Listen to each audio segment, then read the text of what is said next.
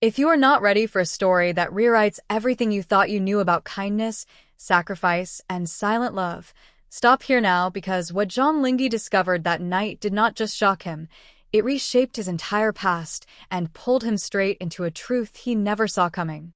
It began with something so ordinary it almost went unnoticed. A routine financial review tied to a small arts institution from his childhood, a place that once felt like home, a place that taught him how to stand on a stage long before fame ever had a name for him. The school was struggling again, or so he believed. Funding delays, reduced enrollment, broken instruments, faded stage curtains that once carried dreams larger than the building itself. He had planned to quietly step in, as he had done before, anonymously, without attention, without credit, just a silent repayment to a place that shaped him. But this time something was different. A pattern emerged in the records. Not just one donation, not just a rescue effort, but a consistent stream of anonymous financial support stretching across years, arriving at moments when the institution was closest to collapse, each contribution precise, intentional, and emotionally timed, as if someone understood the school's heartbeat better than anyone else alive. And the name attached to the transactions was always missing. Until tonight, when a deeper audit file opened unexpectedly on his screen, revealing a hidden verification trail that should never have been accessible at surface level. Zhang Linghe leaned closer, eyes narrowing, heart slowing in a way that rarely happened to him. And there it was, a private encryption signature linked to repeated approvals through a philanthropic intermediary network. A name fragment surfaced first, incomplete, almost teasing in its silence. Then the full confirmation unfolded like a truth refusing to stay buried. Tian Xiwei. He did not speak. Not immediately. The room around him felt unfamiliar suddenly, as if the walls had shifted while he was not looking. Tian Xiwei had been the last person he expected to find connected to this part of his life. She had never mentioned it. Not once. Not in conversations filled with shared ambitions, not in quiet late-night talks when people usually reveal what they hide from the world. Instead, she had listened when he spoke about the school. She had smiled when he remembered old classrooms and forgotten rehearsals. She had asked small questions, careful ones, the kind that seemed casual until you realized they were collecting something deeper. And all this time, she had been the one holding it together. Across the city, unaware that her secret had just been uncovered, Tian Xiwei sat in a dim rehearsal studio reviewing lines for a new production, her expression calm, her posture composed, the world believing she was simply preparing for another role. But in truth, she had been carrying something far heavier than any script. Zhang Linghe stood up from his desk abruptly. The chair rolled back slowly, scraping the floor in a sound that felt too loud for the silence in his chest. He walked out without calling anyone, without explanation, without direction, as if instinct alone knew where truth demanded he go. The city outside was alive in its usual chaos, lights reflecting off wet roads, voices blending into distance, but none of it reached him, because his mind was no longer in the present.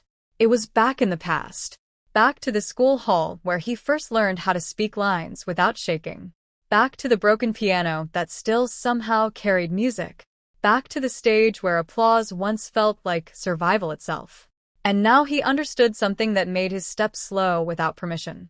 Someone had been protecting that memory, not for recognition, not for gratitude, but in complete silence. He arrived at the art school just before midnight. The gates were old, slightly rusted, familiar in a way that pulled at something inside him he had long buried under adulthood. Inside, the building was mostly dark, except for a single light coming from the auditorium. That detail alone made his breath tighten. He pushed the door open slowly. The sound echoed softly through empty rows of seats. And there she was. Tian Xiwei stood on the stage, not performing, not rehearsing, just standing there, looking at the space as if she could see every version of him that had ever existed within it. For a moment, neither of them moved. Then she turned, and the silence between them became something alive. "You should not have found that," she said gently, as if she already knew exactly why he was there. Zhang Linghe stepped forward slowly, his voice low but controlled. How long? She understood immediately. Long enough, she replied, and there was no defensiveness in it. Only truth. He looked around the auditorium, the worn seats, the dim lighting, the fragile beauty of a place that should have collapsed years ago but did not. Because of you, he said. Tian Xiwei shook her head slightly. Because it mattered to you first, she corrected. That sentence landed harder than anything else that night. He stopped walking. For the first time since discovering everything, he felt something beyond shock. He felt responsibility shifting direction. You never told me, he said quietly. She gave a faint smile, almost sad, almost certain. If I told you, it would stop being about the place and start being about me. He looked at her then, really looked at her, as if seeing every layer she had carefully kept hidden behind calm expressions and soft distance. You carried this alone, he said. Not alone, she replied softly. I just did not need credit to care about something that shaped you. The words settled into the empty hall like something sacred. Zhang Linghe walked closer to the edge of the stage, but did not step up yet. Why keep it anonymous? He asked. Tian Xiwei finally looked away for a moment, toward the empty seats. Because people change when they are seen giving, she said. They start expecting something in return even when nothing was ever promised. A pause followed. Then she added something quieter. And I did not want you to feel like you owed me anything for something you already loved. That was when everything inside him shifted completely. Because it was not just generosity. It was understanding. It was timing. It was someone paying attention to the smallest cracks in his past and choosing to heal them without ever announcing it. He stepped onto the stage finally. Slowly. Carefully. As if the floor itself carried memory. You should have let me know, he said again, but softer now. Tian Xiwei met his gaze. And missed the chance to see you still become who you are even when no one was fixing things for you. Her voice carried no demand. Only honesty. Zhang Linghe exhaled slowly, looking down for a moment before speaking again. You did more than fix a school, he said. You protected a version of me I had forgotten how to reach. For the first time, Tian Xiwei's composure shifted slightly. Not breaking, but softening. Because she had never expected that truth to come back to her like that. Outside, wind moved through the empty campus. Inside, the silence no longer felt empty. It felt full. Of years. Of unseen effort. Of two lives crossing without announcing themselves to fate. Zhang Linghe finally spoke again, voice steady but different now. No more hiding this, he said. Tian Xiwei shook her head slightly. That is not the point, she replied.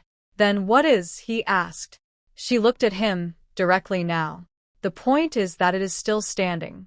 And in that moment, Zhang Linghe understood something far bigger than the discovery itself. Some people do not change the world by being seen. They change it by refusing to stop caring when no one is watching.